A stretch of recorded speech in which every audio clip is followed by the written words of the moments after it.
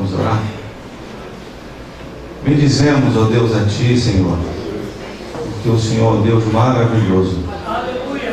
Te louvamos pela vida do Bispo Rames, pela Tânia, pelas suas filhas, e por esse momento em que ele será usado por Ti. Te louvamos por sua vida e o abençoamos em nome de Jesus. Aleluia.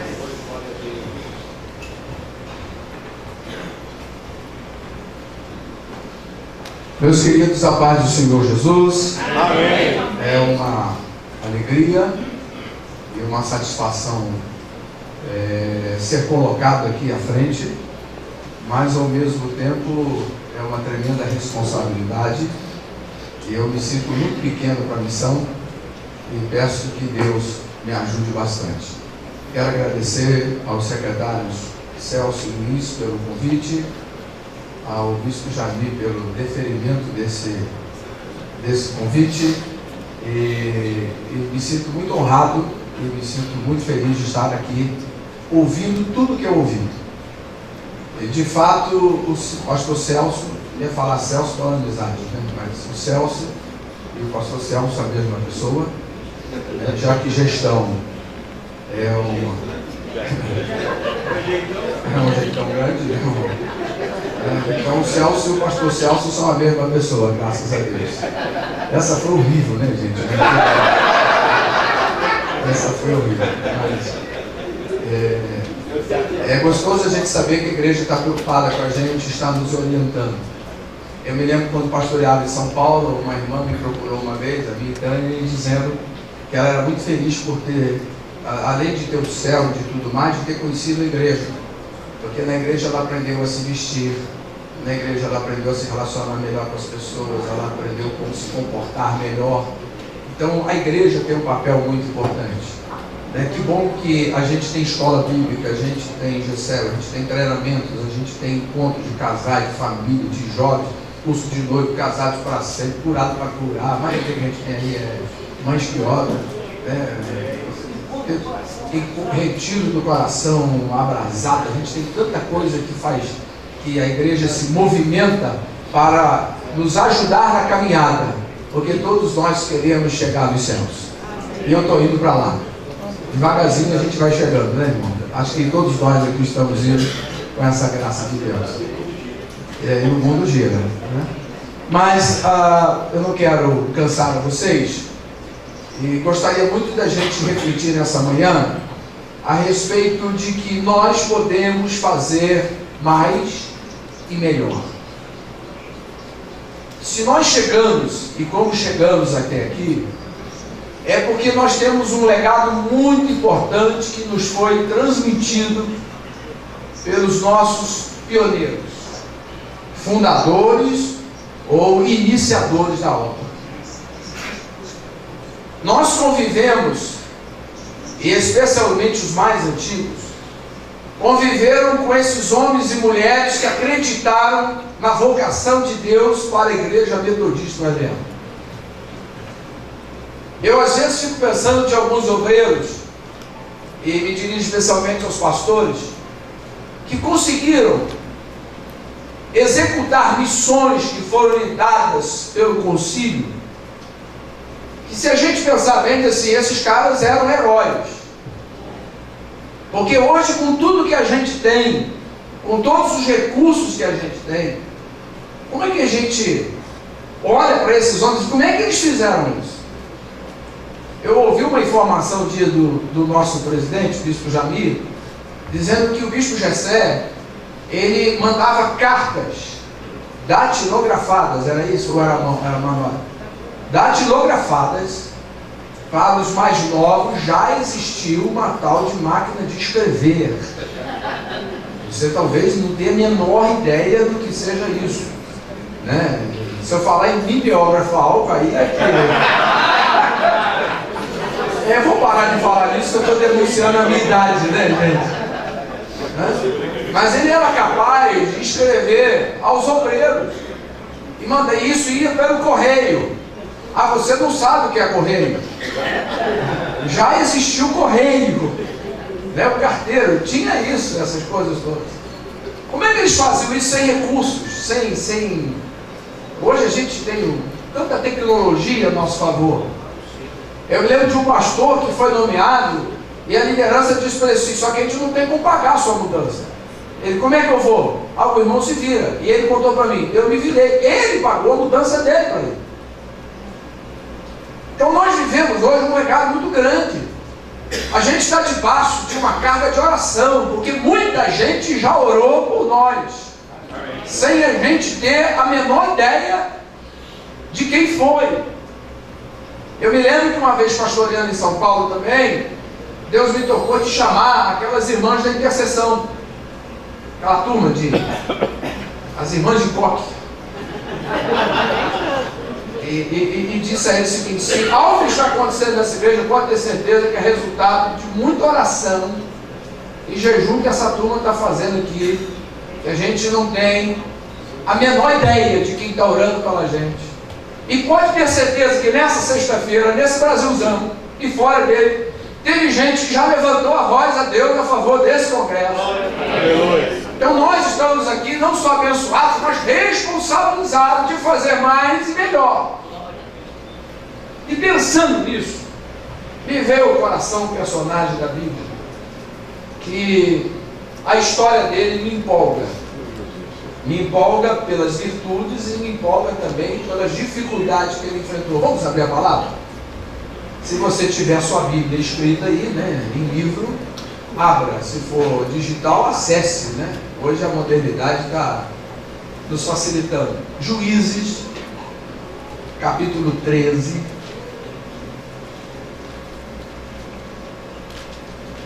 Os versos 24 e 25. Eu quero pensar hoje, um pouco nessa manhã, sobre Sansão. Alguém já me disse que já descobriu a razão por que Sansão não foi canonizado pela Igreja Católica. Porque seria meio complicado falar Sansão. Outra é horrível, né, gente? Outra é... Eu prometo que até o final eu melhoro. Aliás, diga para quem está do seu lado: o Bispo Ramos até o final vai melhorar. Até o final melhora. Vou fazer mais e melhor. Por isso eu estou pregando sobre isso. Mas olha o que diz os versos 24 e 25 do capítulo 13 de Juízes. Depois deu a mulher à luz um filho e lhe chamou Sansão. O menino cresceu e o Senhor o abençoou. E o Espírito do Senhor passou a incitá-lo em Manedã, entre Zorá e Estaol. Vamos adiantar um pouquinho a leitura e vamos até o capítulo 16 e vamos dar uma olhadinha nos versos 28, 29 e 30. Sansão clamou ao Senhor e disse: Senhor Deus, peço-te que te lembres de mim e dá-me forças, ou força, só esta vez, ó Deus, para que me vingue dos filisteus ao menos por um dos meus olhos. E abraçou-se, pois, Sansão com as duas colunas no meio, em que se sustinha a casa, e fez força sobre elas com a mão direita em uma e com a esquerda na outra, e disse: morra eu com os filisteus. E inclinou-se com força, e a casa caiu sobre os príncipes e sobre todo o povo que nele estava. E foram mais os que matou na sua morte do que os que mataram na sua vida. Quando eu pego o início da vida de Sansão e eu observo o final da vida dele, eu confesso a vocês que dentro de mim há um lamento. E por que há um lamento? Porque quando a gente observa o nascimento de Sansão, filho de uma mulher que era estéril,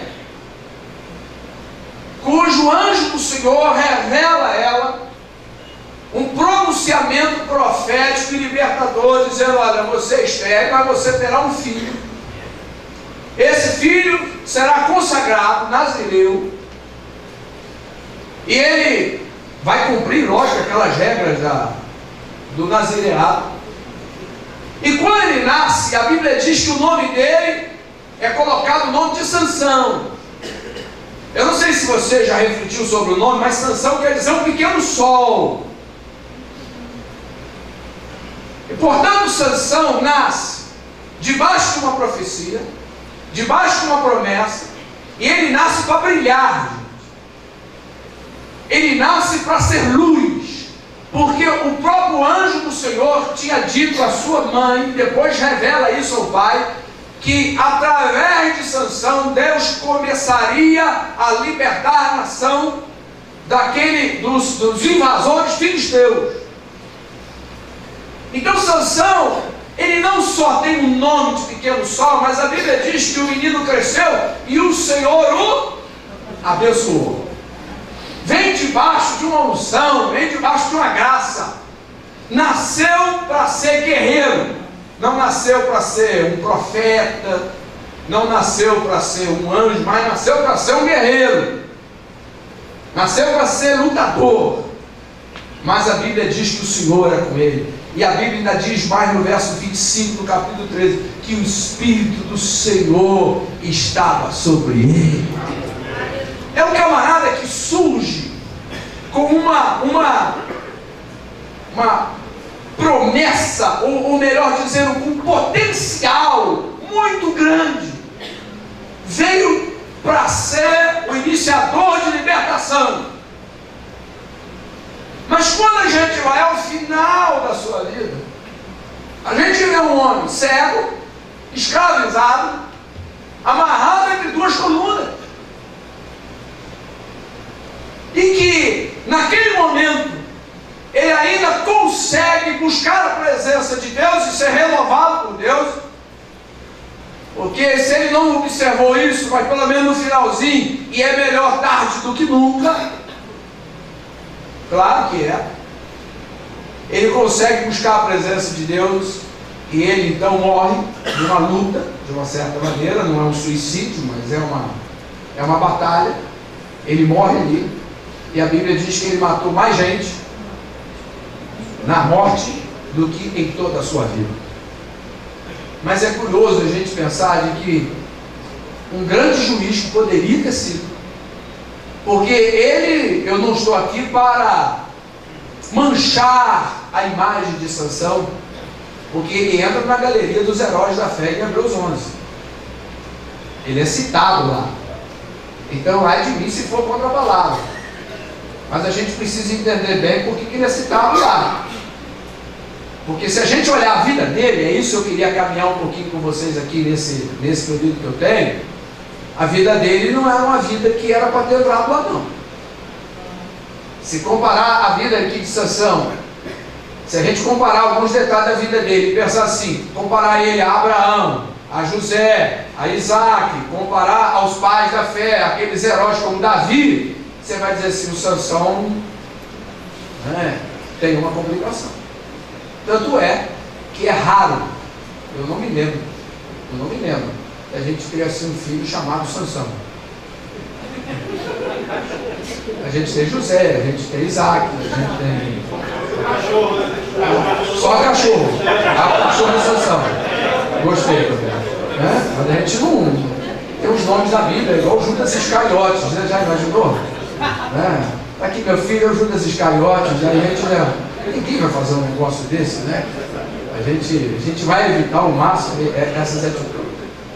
Então o que faz com que o Sansão, que nasceu para brilhar, que tem uma santa vocação, que tem um potencial, que tem um propósito de vida tão grande, terminar vingando, terminar iniciando uma libertação, tudo ok, mas no fundo ele podia ter feito o quê? Melhor. O que faz e o que a vida dele demonstra? Abra sua Bíblia no capítulo 14 do mesmo livro de Juízes. Vamos tentar acompanhar um pouco aqui algumas reflexões que não quero demorar. Eu sei que a gente já vem debaixo de bastante inspiração, mas olha como começa de fato a vida de Sansão. Quando a gente olha a vida de Sansão no capítulo 14, é quando ele começa de fato a agir, quando ele começa de fato a ter a história registrada, já começa dizendo que ele desceu. Desceu Sansão a Tina. Se você pegar o verso 5, vai também dizer o quê?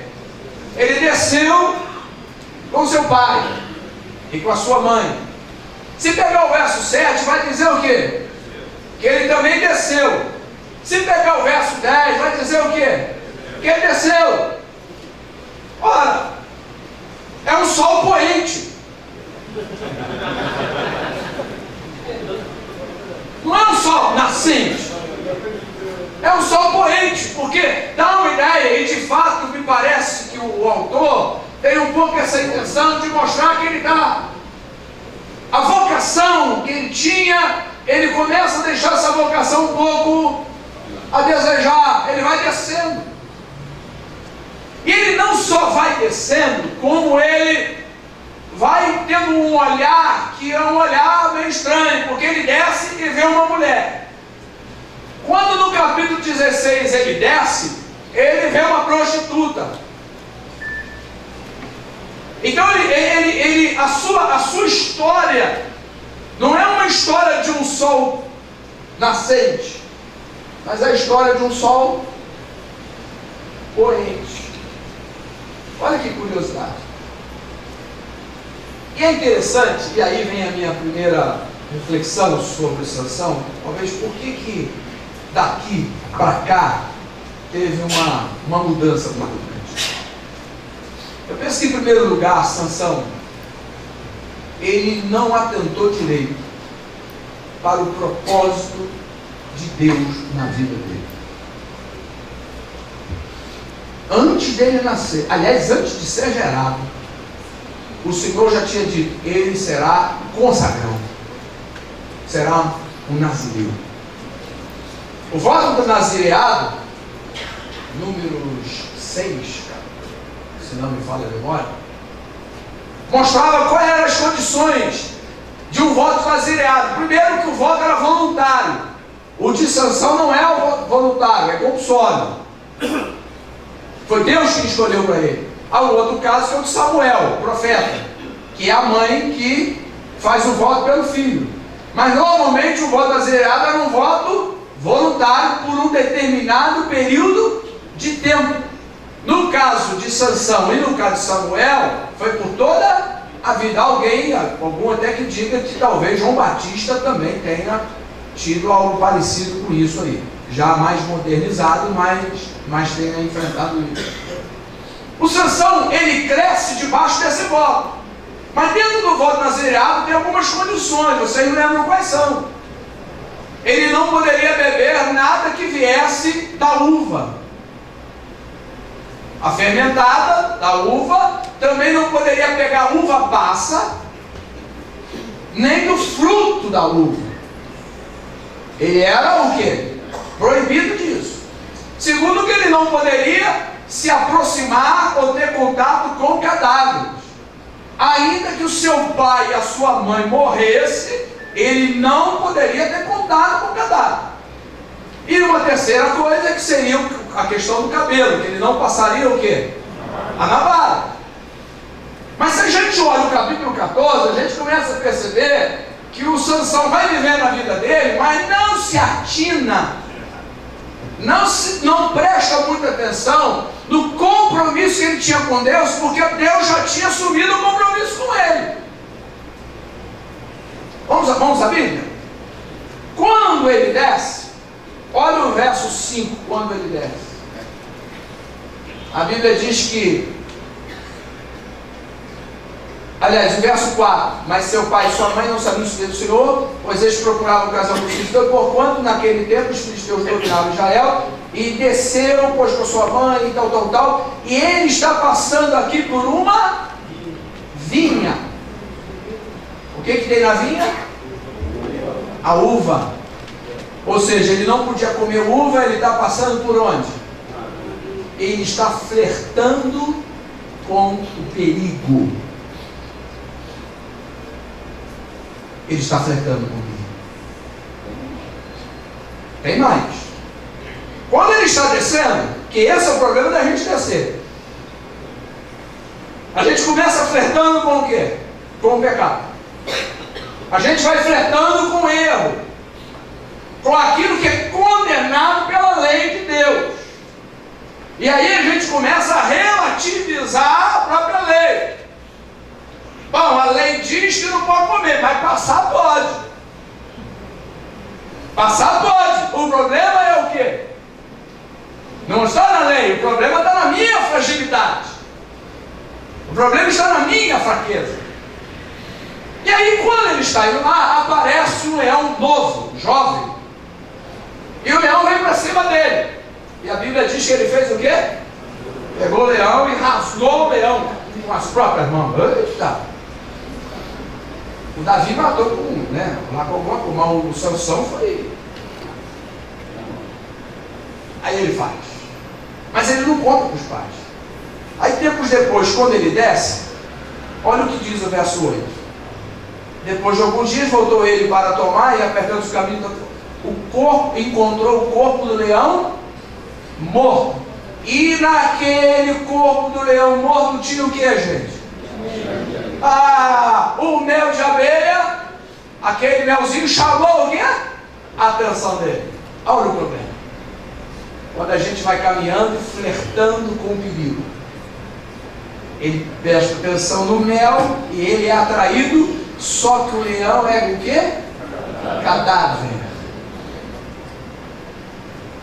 É interessante, o Cláudio Duarte uma vez disse que o diabo sempre é capaz de colocar o mel aonde a gente não pode tocar. Ele não bota uma rede, uma cerca elétrica, ele coloca o quê? O mel. Porque é doce, só que é errado. E aí ele toca em cadáver. Quando ele mata aqueles 1000 homens com a queixada de um jumento, ele está usando o quê? Cadáver. Olha que curioso.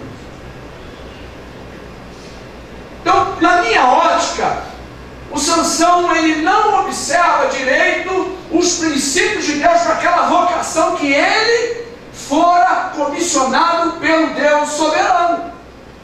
E o que isso tem a ver comigo e com vocês?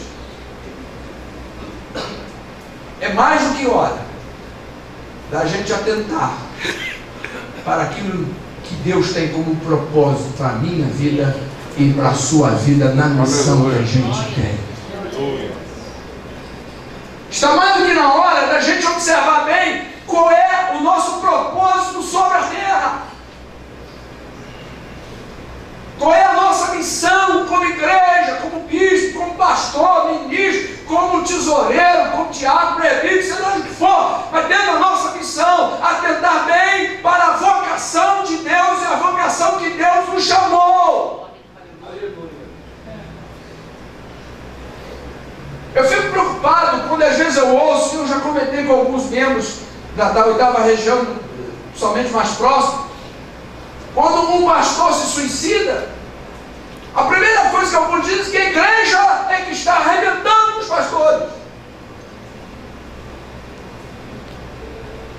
Por que é a igreja? Por que é a nossa missão que está acabando com a gente? Não pode ser. Deus não nos chamou para a gente sofrer ao ponto de se enforcar. Deus nos chamou, ainda que a gente morra, mas morrer com a alegria de estar fazendo e cumprindo o propósito de Deus para a nossa vida. Não pode ser. Ministério é pesado? Claro que é. É difícil, mas já imaginou a vida de um lixeiro? Troca com ele então. Troca o teu salário, troca a tua casa, troca a tua função com ele. E eles não se suicidam. Glória a Deus. Aleluia. Glória a Deus. Precisamos atentar, irmãos, que no meio de tanta gente, somos mais de 120 mil, 130 mil, contando, sei lá, 150 mil, no meio dessa turma toda aí, Deus olhou para mim, Deus olhou para você, pronunciou o nosso nome, escolheu a gente para a gente estar onde a gente está. Foi Deus que nos escolheu, foi Deus que nos vocacionou. Isso tem que ser a nossa alegria. Isso tem que ser o nosso prazer. Mas a gente tem que viver isso com dignidade. Temos que viver isso com dignidade. Precisamos tomar cuidado aonde a gente anda. O que a gente fala, o que a gente toca. Pode ter sabor de mel.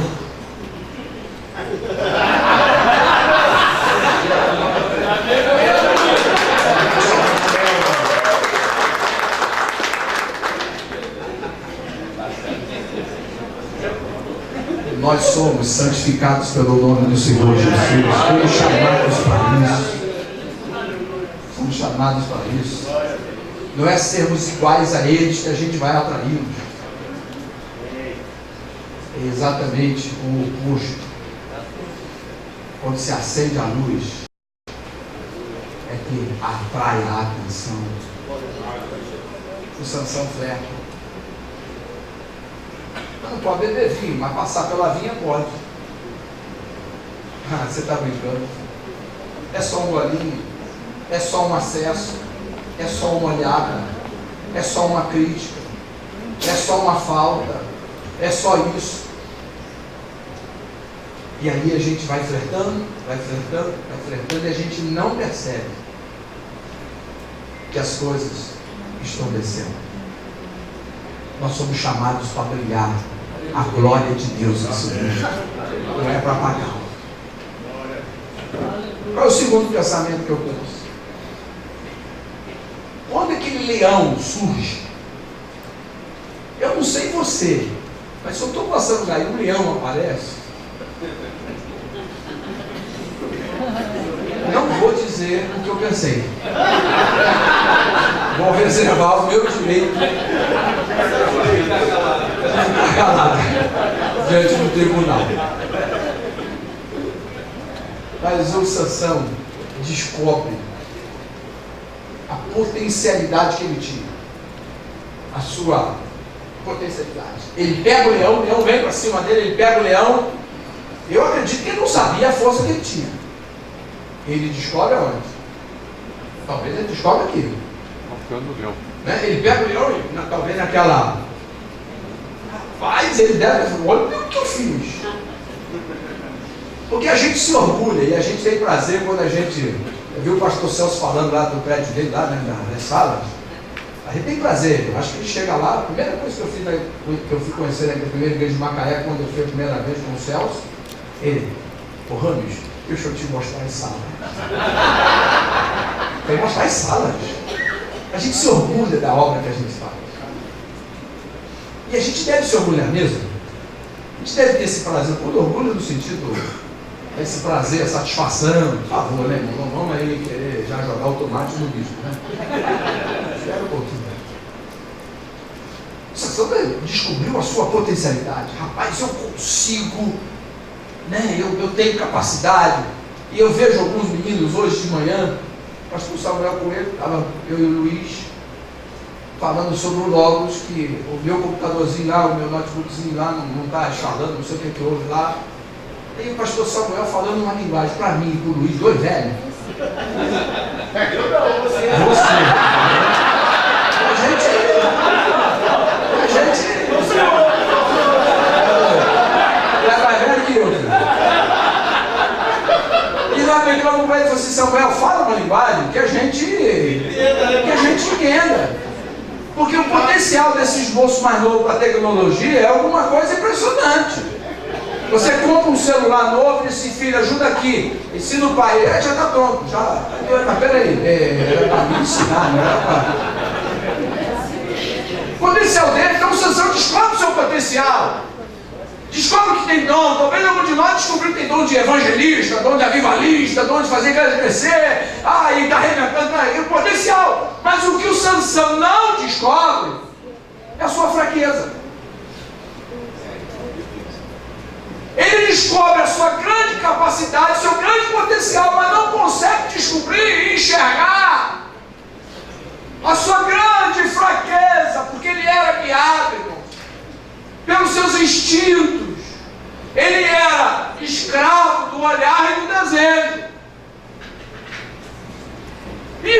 não consegue enxergar. Então, quando ele fica cego lá na frente, ele só fica cego dos olhos físicos, mas na verdade ele já era cego.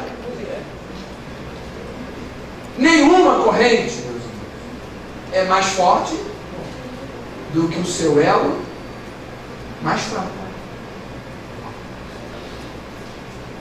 Atentamos tanto para nossas potencialidades, mas eu gostaria muito que nessa manhã a gente desse uma atençãozinha para as nossas fragilidades.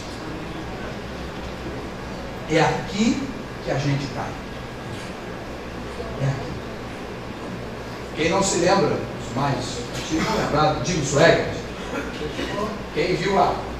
Quem depois viu a confissão do Jimmy Swaggart, o cara que lotava Maracanã, que ele disse que já estando em pecado, mas ele não achava que alguém sobre a face da terra pudesse aconselhá-lo. Então o maior problema do Jimmy Swaggart naquela ocasião não era o adultério, era a soberba. A grande fraqueza dele não foi cair em adultério. Eu espero que eu esteja sendo entendido, ainda que seja o erro. Mas a grande fraqueza foi o quê? A soberba. Quando ele tentado, ele achou que não tinha ninguém que pudesse aconselhá-lo, que ele pudesse ser confidente. Às vezes a nossa fraqueza está no diploma que a gente tem na parede, achando que a gente é uma coisa e ainda querendo achar melhor do que o outro. A grande fraqueza também de alguns é o olhar mesmo, é o relacionamento com o outro sexo, é o dinheiro, é não sei o que. É aqui que a gente cai. Lembra lá dos filhos lá do Arão, Ofni e Finéias, que trouxeram o que diante do altar? O fogo estranho. De Eli, perdão, obrigado. Né? O fogo estranho. O que é esse fogo estranho? Alguns comentaristas falam que eles estavam embriagados, por causa do sentido hebraico. Tem a ver, claro, pode ter. Mas eu gostei muito de um estudioso que disse que dentro do idioma tem a ver um pouco com a displicência. A displicência. Por que a displicência? Porque o fogo do altar, ou do incenso, aliás, tinha que ser aceso aonde? Quem lembra? Lá no altar do holocausto. Tinha que começar o processo lá atrás. E a Bíblia diz que eles simplesmente pegaram o incenso e puseram o quê? Um fogo qualquer. Pai, se a gente não tremer ao subir no púlpito para pregar, nós estamos talvez tão acostumados com o local santo que a gente já não vai no altar do holocausto. Meu Deus! E aí o fogo é estranho. E aí talvez você pense, mas não tem fogo consumindo. Quem disse que não está? Não podemos nos acostumar, porque se nós nos acostumarmos, essa será a nossa maior fraqueza. Porque na primeira vez dá certo, na segunda dá certo, e a gente acha, para quê? Para que jejuar? Para que ir de monte? Para que não sei o quê? Para que consagração? Porque está dando certo. Irmão, um carro sem combustível descendo ladeira também dá certo. E a gente pensa que está bonito. E nós estamos descendo. Observe sua fraqueza. Qual é a tua fraqueza? Qual é o teu ponto fraco? Cuidado, porque os pontos fracos que a gente não trabalha na nossa vida poderão nos destruir amanhã. Curiosidade: quando Josué está fazendo a conquista de Canaã, qual é o povo que Josué não mexe porque teve medo por causa da armadura? Os filisteus. Estão aqui, ó. E qual é o território dos filisteus? Qual era o território dos filisteus, gente? Que ele não destruiu porque teve medo, porque eles eram um exército mais forte, mais aguerrido. É hoje o que a gente conhece como Palestina, faixa de Gaza. O que a gente não destrói, incomoda a gente o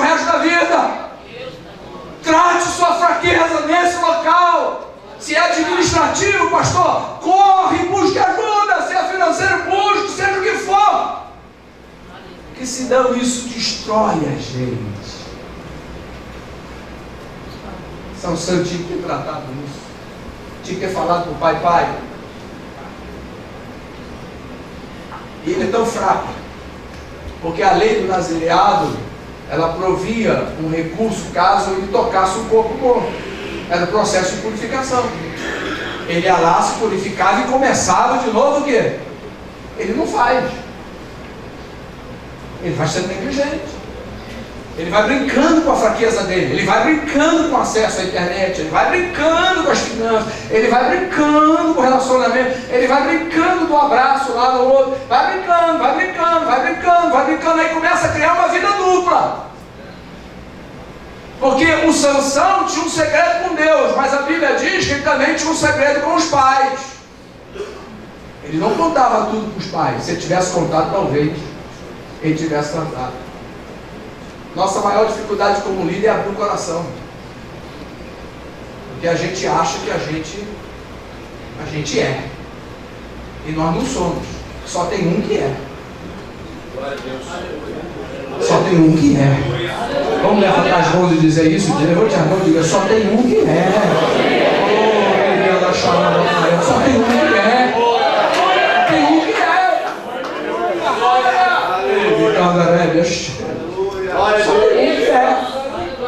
Só tem um que é.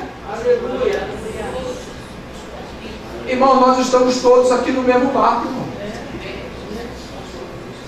Está todo mundo aqui no mesmo barco. Está todo mundo aqui lutando e batalhando pela nossa fé. O que adianta conversar tão bonito? O que adianta ter conversado com o ardor evangelístico, ia para a praça, ia não sei o que, tudo bem, mudou a técnica. O que a gente está fazendo? Cadê aquela paixão? Cadê aquela graça? O que nos derrubou foi o nosso ponto fraco. Talvez nos encantamos com buscar um posto, e aí o posto não veio, o título não veio, a gente desanimou, é assim, a gente não quer lembrar. Talvez você estivesse até pastoreando uma boa igreja, de repente foi transferido, e aí puxa. Eu sei que dói, não deve ser fácil. Mas nós não estamos aqui por causa de igreja, a gente não está aqui por causa de título, a gente não está nesse negócio por causa de dinheiro, de salário. Nós estamos aqui porque a voz do Mestre nos alcançou e nos chamou. Por isso que a gente está aqui. Por isso que a gente está nesse negócio. Ei, Deus. Eu disse que eu não queria demorar, eu quero ser mais prático. Mas eu entendo, irmãos, que o Sansão poderia ter ido mais longe se ele tivesse se exercitado mais nas atividades espirituais do que físicas, porque fosse substitutivo. Crossfit para ele era... Às vezes lá na minha cidade, lá eu vejo os camaradas, lá tem uma academia perto lá carregando umas bolas de ferro desse tamanho no meio da rua. Eu digo, meu Deus do céu, que vontade, né, rapaz? Eu tenho uma vontade de fazer aquilo, irmão. O senhor também, irmão? Eu tenho uma vontade, irmão. Vai dar e passa. Não é verdade, os caras já viram isso ou não? O cara pega umas bolas de ferro assim, pá. Não é? Eu digo, rapaz, que coisa bonita. Olha para minha mulher e diz, mulher, só dá aquela olhadinha assim, tipo, e aí? Eu digo, não, olha, rapaz. Ah, só dá vontade. Daí passa rápido. Aquela, passa assim, Mas se o Sansão tivesse se exercitado mais na espiritualidade, ele seria melhor. Por que eu digo isso? Abra sua Bíblia no capítulo 15, aí de Juízes, capítulo 15. Olha o que diz o verso 18. Depois que ele pega aquela queixada de jumento, né, ele mata 1000 pessoas. Sentindo grande sede, ele clamou o quê? Por intermédio do teu servo, deste grande salvação, morrerei eu agora de sede e cairei nas mãos desses incircuncisos? Então o Senhor feriu a cavidade, estava aí, saiu água, bebeu. Essa é a primeira vez que mostra ele orando. E ele está orando para não morrer. Qual é a outra vez que mostra que ele está orando? Capítulo 16, verso 28. Agora ele está orando para quê?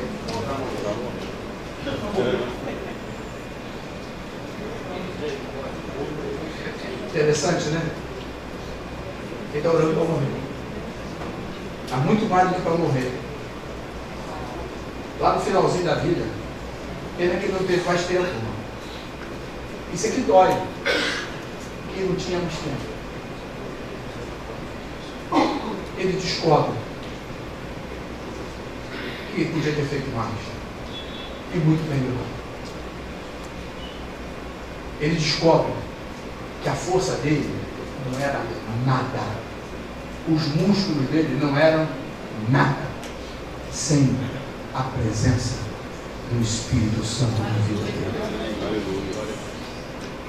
Ele olha e diz: somente essa vez. Só por essa vez. Agora ele entende que é melhor morrer cheio do Espírito Santo do que viver sem ele.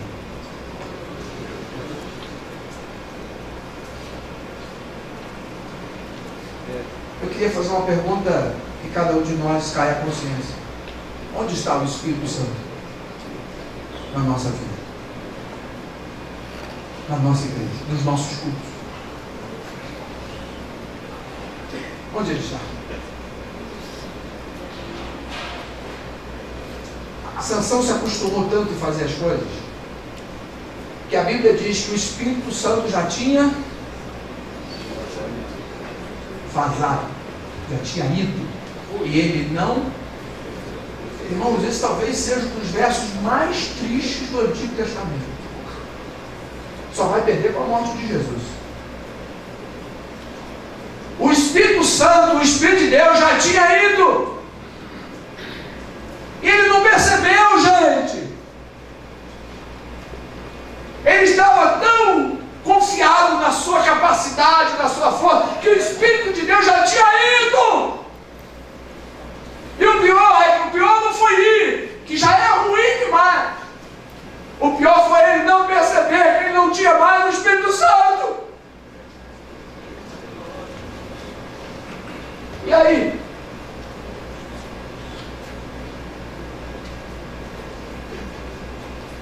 Onde ele está?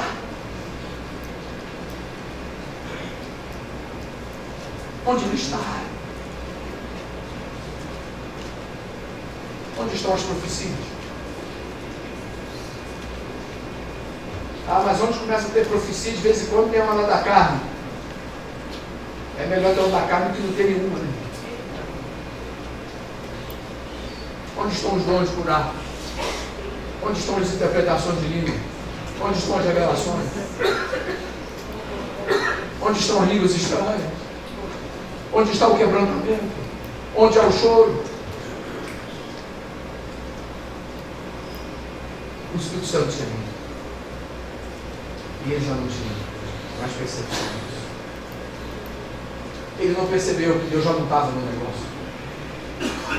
Talvez alguns de nós vamos pagar caro porque Deus tem misericórdia de nós. Eu descobri tarde que a gente estava sozinho nesse negócio. E nós não podemos estar sozinhos nesse negócio. Sabe por que Sansão ficou sozinho nesse negócio? Diga para o irmão aí, ó. Bota o cinto de segurança aí, irmão, que a curva vai ser fechada. Fala para ele aí. Põe o cinto de segurança aí, põe ele aí, ó. Põe o cinto de segurança aí, a curva vai ser fechada. É que Sansão confundiu que ser usado não é a mesma coisa que ser aprovado. Ser usado não é a mesma coisa que ser aprovado. Mateus 7 diz: o Senhor disse que muitos naquele dia vão dizer o que, irmãos? Em teu nome profetizamos, Fizemos isso. Aliás, são mais pentecostais do que a gente imagina. Mas qual é a palavra do Senhor para esses? Eu nunca os conheci. Por quê? Porque quem cobra a Deus o que fez para Deus, nunca fez para Deus.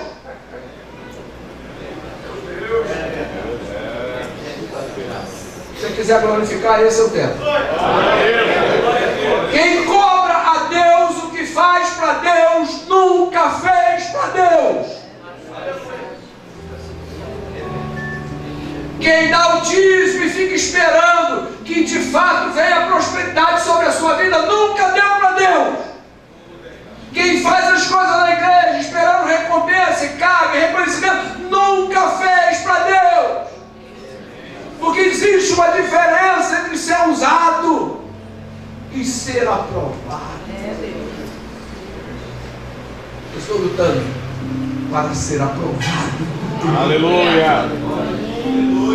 Ser aprovado.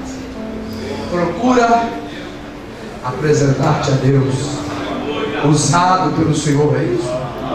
Mas as nossas orações Ele usa. Talvez a gente precisasse falar mais do que aprova do Senhor. Aprova. Não basta ser usado. E como é bom ser usado, fala a verdade. Usado numa pregação, você descer do púlpito e alguém falar, pastor, que mensagem. Deus, aleluia. Você orar por uma pessoa e ela ficar curada. Eu já experimentei algumas curas que me trouxeram uma alegria tão grande, mas depois também um temor, né? Orei uma vez por uma cega, ela ficou curada na hora. Gente, eu não sabia o que eu falava. Aí eu fiquei quieto. Que a glória de Deus. Você concorda com isso? Às vezes eu estava pregando e uma mulher começou a pular na hora da oração lá do apelo, começou a pular, até de outra denominação. Aí ela pediu a palavra, eu franquei a palavra assim, ela disse assim, que eu tinha uma perna menor que a outra, e a mulher chorava. E na hora da oração, a perna dela deu 3, assim, ela sentiu 3 puxões, e a perna dela cresceu, ela foi para casa descalça, porque ela estava usando aqueles.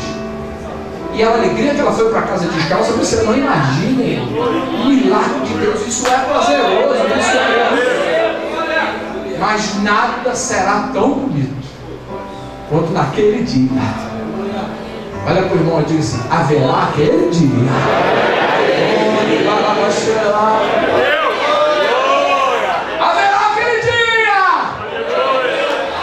Nós estaremos diante do nosso Senhor.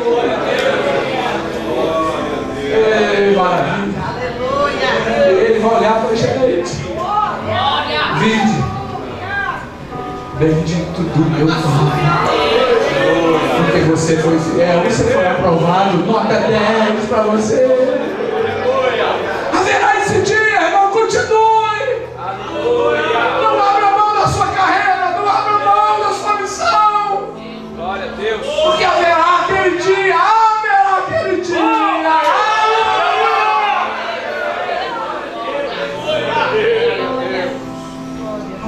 Eu só espero. Aliás, eu só espero. Aliás, antes de eu falar do só espero, eu talvez só tenha um temor na vida. É o dia que eu chegar lá. Eu acho que ele não vai falar, mas é o Senhor me abraçar e falar assim, Fernando, você aprovou, mas dava para ter tirado uma. É igual a gente no mestrado mesmo. A gente tira 9,5, né? O A podia ter sido a mais, né? Você já imaginou chegar lá e falar assim, mas você pagou, você entregou a tesouraria, você pediu para sair do diaconato, você achou que estava cansado, mas haverá um dia em que Ele vai nos abraçar. Aleluia. Ele vai nos abraçar. Ele vai. Ele vai nos recompensar. E é interessante que a Bíblia fala das coroas, né? Mas o capítulo 5 de Apocalipse mostra que os 24 anciãos, o que eles fazem com as coroas? Eles depositam. Eu não sei se você vai ter coragem, mas eu acho que eu nunca terei coragem de usar uma coroa no céu. Quando eu ver o homem da mão furada lá,